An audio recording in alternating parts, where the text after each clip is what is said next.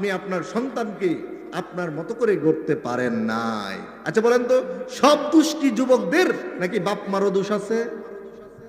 আছে না ভাই? ইসলাম যে আদর্শ সন্তান গঠন করার জন্য যে পদ্ধতিগুলো দিয়েছেন, সেই পদ্ধতিতে বাপ মা অনেকটাই ফেল, ঠিক কিনা? ইসলাম বলেছে ওয়া আমুর আহলাকা বিসসালাতি ওয়াসতাবির আলাইহা, তুমি তোমার পরিবারকে নামাজের ব্যাপারে আদেশ করো এবং এই সিদ্ধান্তের ব্যাপারে নিজে এবং পরিবারকে কঠিন অবস্থায় রাখো, শক্ত অবস্থায় থাকো।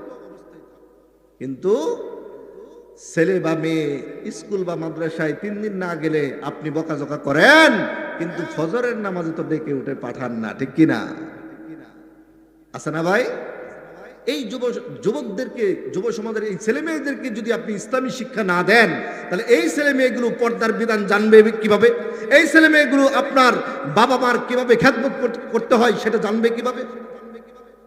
অথচ আমরা দেখেছি যে অন্যতম নবী, আমাদের জাতির পিতা ইব্রাহিম আলাইহিস সালাম, উনি ওনার ছেলে ইসমাইল আলাইহিস সালামকে এমন ভাবে গড়ে তুলেছিলেন, যখনই বলল ইয়া বুনাইয়া, সূরা সফফাতের 102 নম্বর আয়াত, বলেছেন ইয়া বুনাইয়া ইন্নী আরা ফিল মানামি আন্নী আযবাহুকা, হে আমার ছেলে, আমি স্বপ্নে দেখেছি আমি তোমাকে জবাই করতেছি।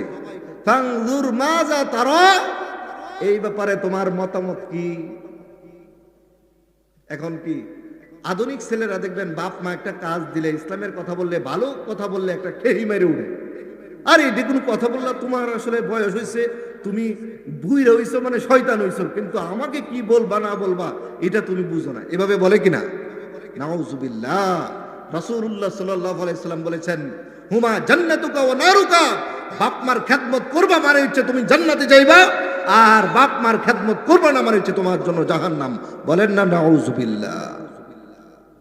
যখনই ইব্রাহিম আলাইহিস সালাম ছেলেকে বলল ফানজুর মাজা তারাব, তোমার মতামত কি? তখন ছেলে বলল ইয়া আবাতি ফাআল মা তু'মার সাতাজিদুনি ইনশাআল্লাহু মিনাস সাবিরিন।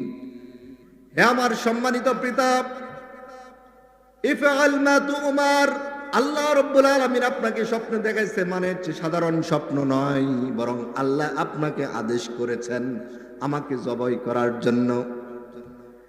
আপনাকে আল্লাহ রাব্বুল আলামিন যে আদেশ করেছেন, সে আদেশ আপনি বাস্তবায়ন করুন। সাতাজিদুন ইনশাআল্লাহু মিনাস সাবিরিন, আল্লাহ চাইতো আমি অবশ্যই ধৈর্যশীলদের মধ্যে থাকবো। সুবহানাল্লাহ।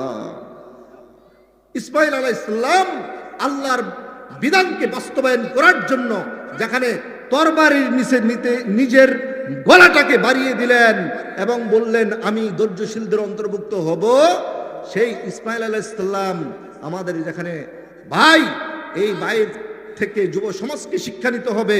হে যুবক, তোমাকে বিভিন্ন খেলোয়াড়, বিভিন্ন নায়ক নায়িকাকে অনুসরণ করার জন্য, তাদেরকে আইকন হিসাবে, তাদেরকে আদর্শ হিসাবে মানার জন্য তোমাকে পাঠানো হয় নাই, ঠিক কিনা? বরং সূরা আহজাবের 21 নং আয়াত আল্লাহ রাব্বুল আলামিন বলেছেন লাকাদ কানা লাকুম ফি রাসূলিল্লাহি উসওয়াতুন হাসানাহ, তোমাদের জন্য সর্বোত্তম আদর্শ রয়েছে রাসূলুল্লাহ সাল্লাল্লাহু আলাইহি সাল্লামের জীবনীতে।